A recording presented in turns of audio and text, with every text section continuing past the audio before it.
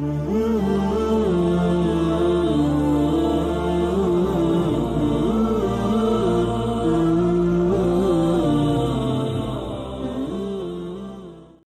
بالله من الشيطان الرجيم. بسم الله الرحمن الرحيم.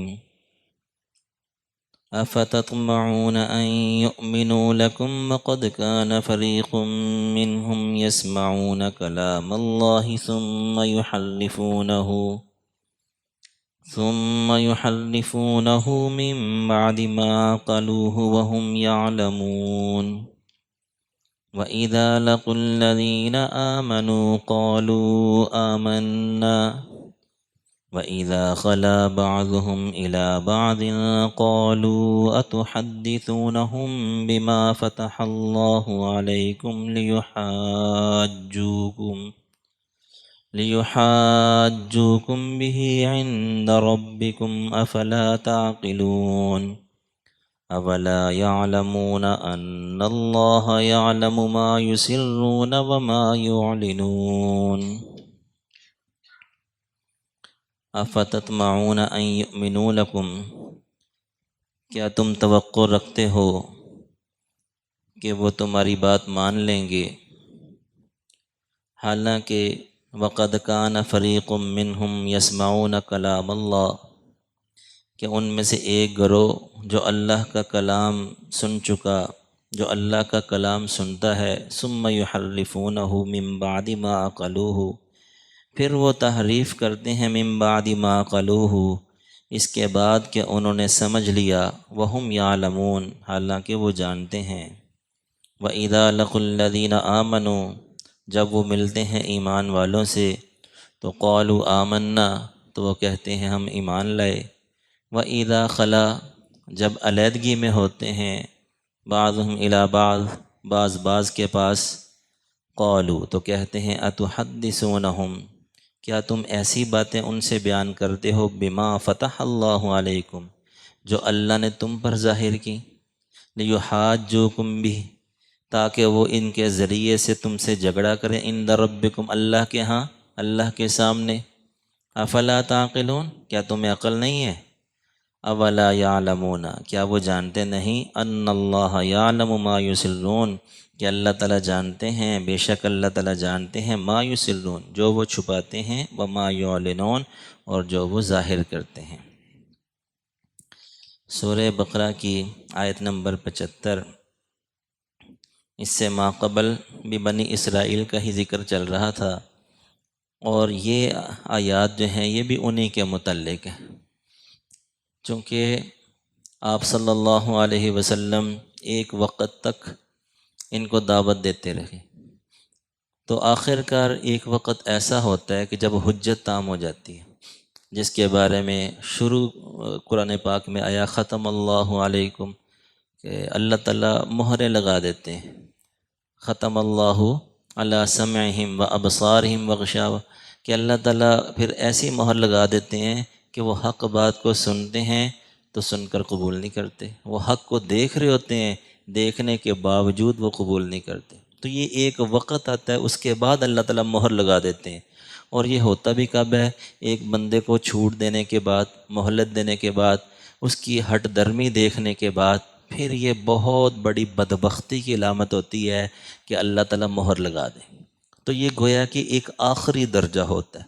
تو اب جو وہ آخری درجہ آ گیا تو اس کے متعلق اللہ تعالیٰ فرما رہے ہیں کہ اے ایمان والو، کیا تم ان سے توقع لگائے رکھے ہو کہ یہ تمہاری بات مان لیں گے، تم پر ایمان لے آئیں گے؟ حالانکہ یہ تو وہ لوگ ہیں، یعنی کہ آپ صلی اللہ علیہ وسلم اور صحابہ کرام، یہ تو مخلوق تھی نا، مخلوق میں سے تھے، تو یہ تو وہ لوگ ہیں کہ جنہوں نے خالق کی بات سنی اور پھر بھی نہیں مانے، کہ جیسے یہ اس کی طرف اشارہ ہے، اس واقعے کی طرف کہ جب کوہ طور سے موسیٰ علیہ السلام آئے اور ان کے پاس تورات تھی، تو انہوں نے کہا یہ اللہ کی کتاب ہے، تو اللہ تعالیٰ کہہ رہے ہیں کہ اس کے مطابق عمل کرو، تو یہ لوگ کہنے لگے کہ ہمیں کیا معلوم کہ آپ کہاں سے لے کر آ گئے ہیں، تو لہذا جب تک ہمیں صحیح پتہ نہیں چلے گا کہ اللہ تعالیٰ کہہ نہ لیں، اللہ تعالیٰ کی آواز نہ سن لیں، ہم نہیں مانیں گے۔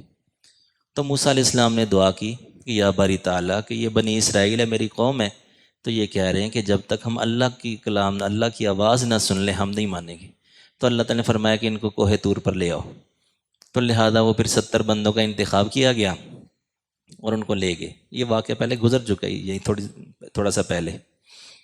تو وہاں پر جا کے آواز آئی کہ اللہ نے فرمایا کہ میری کتاب ہے، اس پر عمل کرو، اگرچہ تم ایک وقت تک آزاد رہے ہو، اب یہ تھوڑی سی پابندیاں ہیں تمہیں مشکل لگ رہی ہیں، لازمی بات ہے کہ جب احکامات نازل ہوں گے، ایک وقت تھا کہ کچھ بھی نہیں کیا، اور اب کیا ہے کہ 50 نمازیں آ گئی، روزے آ گئے، زکوٰۃ آ گئی، تو یہ پابندیاں تمہیں مشکل لگیں گی، لیکن جب تم عمل کرنا شروع کرو گے نا تو یہ آسان ہو جائیں گی، اور پھر اگر کوئی تھوڑی بہت کمی کوتاہی ہو بھی گئی تو تم توبہ کر لینا، میں معاف کر دوں گا۔ تو انہوں نے یہ اللہ کی آواز سنی، جب اللہ کی آواز سن لی تو پھر یہ کہنے لگے کہ ہمیں کیا معلوم یہ اللہ کی آواز ہے، جب تک ہم دیکھ نہ لیں، الیاذ باللہ۔ پھر اللہ تعالیٰ کا غضب نازل ہوا تو ان کو موت دے دی۔ بہرحال یہ اسی واقعے کی طرف اشارہ ہے کہ یہ آپ کی بات سن کر کہاں ایمان لائیں گے، یہ تو انہوں نے اللہ کی آواز سنی تھی پھر بھی ایمان نہیں لے کر آئے۔ وَقَدْ كَانَ فَرِيقٌ مِّنْهُمْ يَسْمَعُونَ كَلَامَ اللَّهِ، ان میں سے ایک گروہ تو ایسا ہے کہ انہوں نے اللہ کے کلام کو سنا اور پھر وہ کیا کرتے ہیں، اس میں تحریف کرتے ہیں۔ تحریف کیا کی کہ اپنی قوم کو بعد میں، پھر موسیٰ علیہ السلام نے دعا کی کہ یا اللہ ان کو زندہ کر دے، میں اپنی قوم کے پاس جاؤں گا تو کیا منہ دکھاؤں گا، تو یا اللہ ان کو زندہ کر دے۔ تو ان موسیٰ علیہ السلام کی دعا سے وہ زندہ ہو گئے۔ پھر جب وہاں گئے تو اپنی قوم سے کہنے لگے ہاں اللہ کی آواز آئی تھی، اللہ تعالیٰ نے کہا تھا کہ جتنا آسانی سے ہو عمل کر لو، اب بالکل برعکس کر دیا۔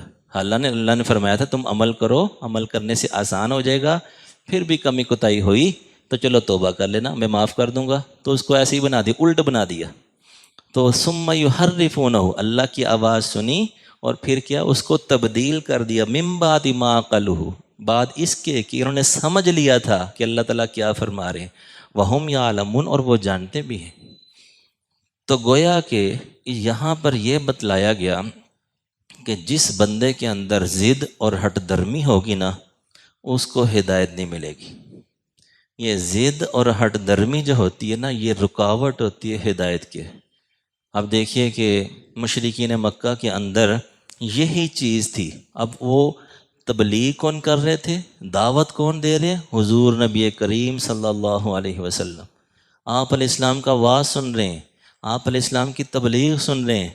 اب حضور سے بڑھ کر کس کی واعظ و نصیحت مؤثر ہو سکتی ہے؟ کس کی واعظ و نصیحت کے اندر اتنا اثر ہو سکتا ہے؟ ہم درس قرآن دیتے ہیں، پوری مخلوق واعظ و نصیحت کرے، اس کے اندر وہ اثر نہیں ہو سکتا جو حضور کی دعوت کے اندر اثر ہو سکتا ہے۔ تو آپ علیہ السلام کا بیان سن کے بھی وہ ایمان نہیں لے کر آئے۔ اب دیکھیے کہ کئی موقعوں پر ایسا ہوا۔ ایک موقع پر ابو جہل آیا تو ابو جہل کہنے لگا، آپ علیہ السلام لوگوں سے باتیں کر رہے تھے تو کہنے لگا کہ آپ باتیں بعد میں کیجئے گا، پہلے میری بات کا جواب دیں کہ میرے ہاتھ میں کیا ہے۔ تو اب ہاتھ کے اندر کنکر تھے، تو حضور نے فرمایا کہ میں جواب دوں یا جو چیز تیرے ہاتھ میں ہے وہ جواب دے؟ تو اس نے کہا اس سے بڑھ کر اور کیا ہو سکتا ہے؟ تو اسی وقت ہاتھ کے اندر جو کنکر تھے ان سے آواز آئی، لا الہ الا اللہ محمد الرسول اللہ۔ تو اس بے ایمان نے کیا کیا، پتھر دور پھینک دیے اور کہنے لگا بدبخت الیاذ باللہ کہ آپ کے جادو کا اثر ان پتھروں پر بھی ہو گیا، کیونکہ ہٹ درم تھا نا، ضدی تھا۔ تو جب ضد آ جائے نا تو پھر وہ آپ علیہ السلام کے معجزات دیکھ کر بھی ایمان نہیں لے کر آئے۔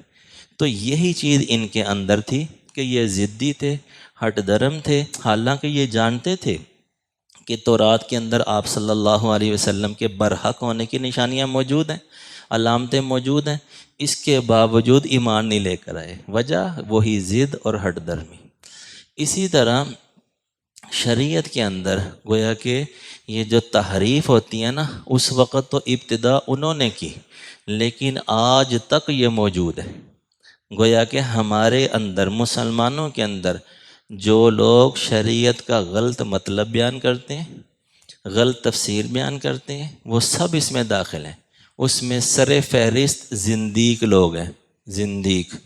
زندیق اس بندے کو کہا جاتا ہے کہ جو دین اسلام کی غلط تشریح کرے، کفریہ لفظ ہو، کفریہ معنی ہو، اور وہ کہے کہ یہ اسلام ہے، علیاذ باللہ، جیسے قادیانی لوگ۔ اب وہ کفریہ باتیں کرتے ہیں، آپ صلی اللہ علیہ وسلم کے ختم نبوت کے ڈاکو ہیں، اور وہ قرآن کی آیت پڑھیں گے، کلمہ وہ بھی پڑھیں گے، قرآن کی آیت پڑھ کے وہ غلط تشریح کریں گے۔ ایسے لوگوں کو کہا جاتا ہے زندیق، کہ وہ قرآن کے اندر تحریف کرتے ہیں۔ اسی طرح وہ لوگ بھی اس میں شامل ہیں، اہل بدعت، کہ جو بدعتی لوگ ہیں، اور انہوں نے کیا کہ حتیٰ کہ اذان اور نماز اور خوشی غمی کے طریقے، بہت سی چیزوں کے اندر انہوں نے اپنی رسومات جاری کر دی، کہ ہر چیز کے اندر نئے سے نئے طریقے ایجاد کر دیے، اور بنیاد بعضوں نے محبت کو بنا لیا، بعض کہتے ہیں اس کے اندر حرج ہی کیا ہے، یہ تو عشق کی بنیاد پر ہے۔ یہ بھی ایک درجے میں شریعت کی تحریف ہے، قرآن کی تحریف ہے، سنت کی تحریف ہے، آپ صلی اللہ علیہ وسلم کے لائے ہوئے دین کی تحریف ہے، کہ حضور تو اس دین پر امت کو نہیں چھوڑ کے گئے۔ اسی وجہ سے آپ صلی اللہ علیہ وسلم بدعت کے بہت سخت خلاف تھے، بدعات کے، کہ آپ نے فرمایا جس کا مفہوم ہے کہ ہر بدعت گمراہی کی طرف لے جانے والی ہے، ہر بدعت گمراہی کی طرف لے جانے والی ہے، ہر بدعت گویا کہ جہنم کی طرف لے جانے والی ہے۔ تو دین اسلام کے اندر کوئی بھی نیا کام پیدا کرنا، وہ گویا کہ دین اسلام کی تحریف کرنا ہے۔ تو ان لوگوں کی مذمت کی جا رہی اس کے اندر، کہ جو دین اسلام کی بھی تحریف کرتے ہیں۔ اسی طرح اگلی آیت مبارکہ میں وَإِذَا لَقُوا الَّذِينَ آمَنُوا، یہاں پر ایک گروہ کا ذکر ہے، کہ یہودیوں کا ایک گروہ تھا جس کو منافق کہتے ہیں۔ جب آپ صلی اللہ علیہ وسلم مدینہ منورہ سے ہجرت کر کے گئے تو وہاں پر یہودی آباد تھے۔ تو شروع میں تو آپ صلی اللہ علیہ وسلم کا طریقہ یہ رہا کہ آپ نے ان کی موافقت میں عمل کیے، موافقت کے اندر، تاکہ یہ قریب ہوں اور ایمان لے آئیں، جو کہ اہل کتاب تھے، اللہ کا کلام تو ان کے پاس بھی تھا۔ تو اسی طرح کیا ہے کہ مکہ مکرمہ میں تو بیت اللہ شریف کی طرف منہ کر کے نمازیں پڑھتے تھے، جب ہجرت کی تو حکم ہوا کہ بیت المقدس جو یہودیوں کا قبلہ ہے اس کی طرف منہ کر کے نمازیں پڑھو۔ مقصد کیا تھا کہ یہ لوگ قریب ہو جائیں۔ اسی طرح عمل کے اندر بھی کہ مشرکین مکہ جو ہیں وہ بالوں کے اندر مانگ نکالتے تھے، مانگ کے بال جو ہے نا، جو بڑے بال ہوتے ہیں نا، تو آدھے اس طرف آدھے اس طرف، تو درمیان سے چیر ہوتا ہے نا، چیر، اس کو مانگ کہتے ہیں۔ تو مانگ نکالا کرتے تھے، اور یہودی نہیں نکالتے تھے۔ تو آپ صلی اللہ علیہ وسلم نے یہودیوں کی موافقت کی، اور آپ بھی نہیں نکالتے تھے، یعنی ایک وقت تک ان کی موافقت کی۔ لیکن جب دیکھا کہ یہ لوگ بدلنے والے نہیں ہیں، پھر آپ صلی اللہ علیہ وسلم نے حکم دیا کئی کاموں کے اندر کہ یہودیوں کی مخالفت کرو۔ اسی طرح پھر آپ علیہ السلام نے درمیان میں سے مانگ نکالنی شروع کر دی۔ اسی طرح پتہ چلا کہ آپ علیہ السلام 10 محرم کا روزہ رکھتے تھے، اور پتہ چلا کہ یہودی لوگ بھی رکھتے ہیں، تو حضور نے فرمایا ان کی مخالفت کرو، کہ آئندہ سال 9ویں کا بھی ساتھ رکھو یا ساتھ 11ویں کو ملاؤ، 10ویں کا صرف نہ رکھو، کہ ایسا نہ ہو کہ موافقت ہو جائے، ان کی مخالفت کرو۔ اسی طرح ابو داؤد شریف کی روایت ہے جس کا مفہوم ہے کہ یہودی لوگ جو ہے نا، حالت حیض میں عورتوں کو گھروں سے علیحدہ کر دیتے تھے، گھروں کے باہر کمرے بنائے ہوتے تھے، علیحدہ گھر بنائے ہوتے تھے، حالت حیض میں اپنی عورتوں کو وہاں منتقل کر دیتے۔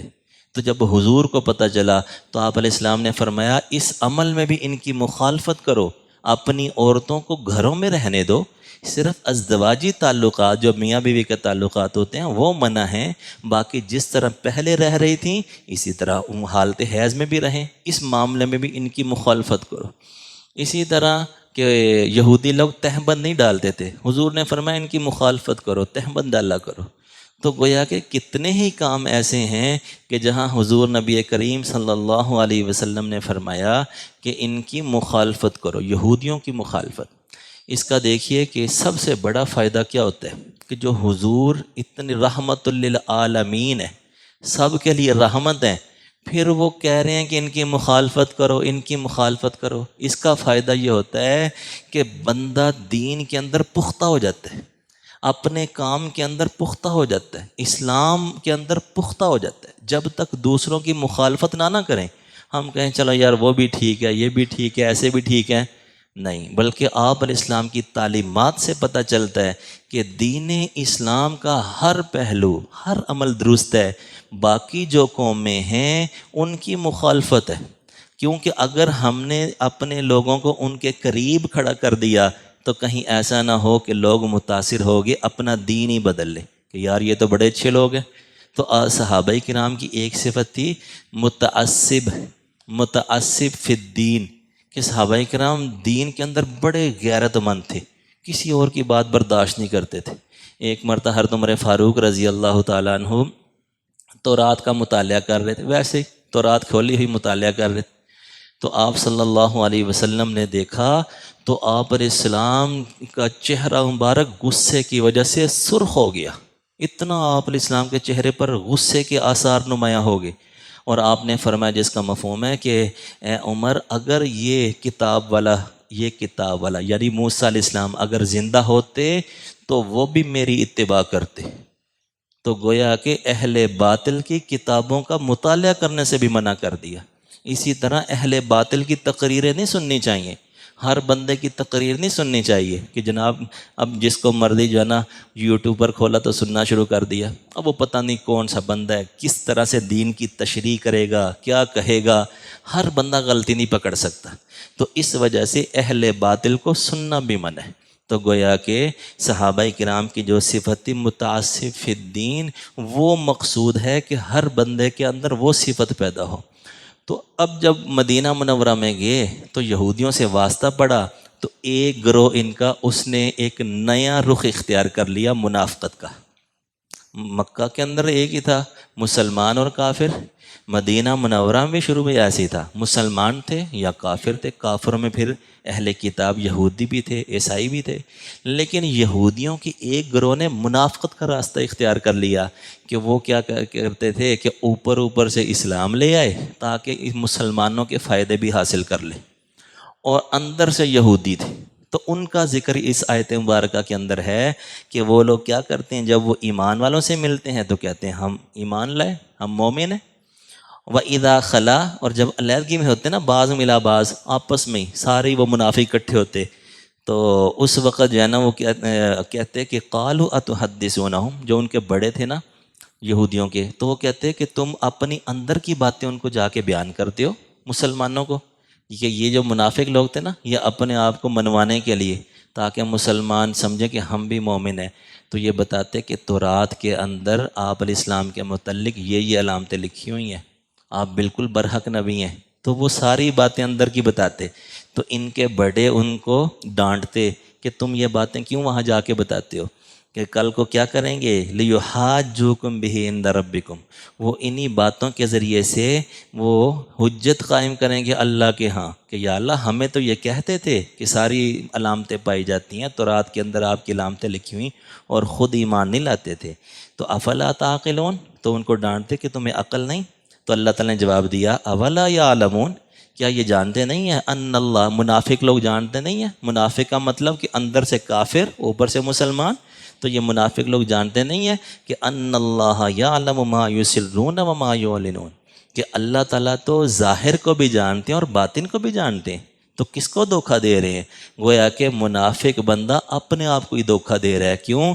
کہ آخرت میں جو حشر ہوگا وہ تو اندر کے معاملے پر ہوگا کہ اندر سے مسلمان تھا کہ نہیں تھا۔ اللہ تعالیٰ سے دعا ہے کہ جو کہا سنا اللہ تعالیٰ اس کی سمجھ نصیب فرمائے۔